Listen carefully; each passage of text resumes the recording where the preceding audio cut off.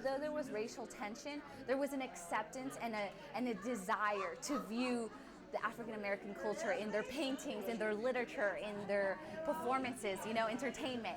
So it was just an amazing time where they really were out there, and it was loved. Check your calendars. Chances are you'll see the year 2016 on it. But here at the Center for Multicultural Enrichment, the year is 1920. As the Center for Me celebrates Black History Month, we put on display the Harlem Renaissance.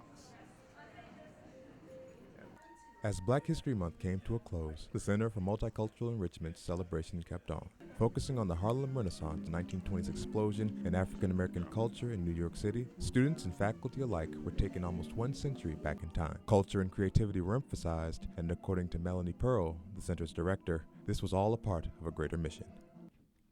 The mission of the Center for Me is to celebrate cultural diversity and promote unity. A Fun Friday, I can't even say that. I think even just the name, A Fun Friday, is the way to do that. The Center for Multicultural Enrichment, or ME for short, recreated the Harlem Renaissance. Dea Bezan, a cultural competency assistant, said art was one of the focal points of this Fun Friday event. Well, art is not intimidating. It's not all up in your face. It can be, but it's mostly something that we can all look at and appreciate. I don't know, there's something divine about art, It's like whatever it is, we can appreciate it. We like good music. Whoever sings it, doesn't matter. If it's good music, we like it. If it's good art, we like it.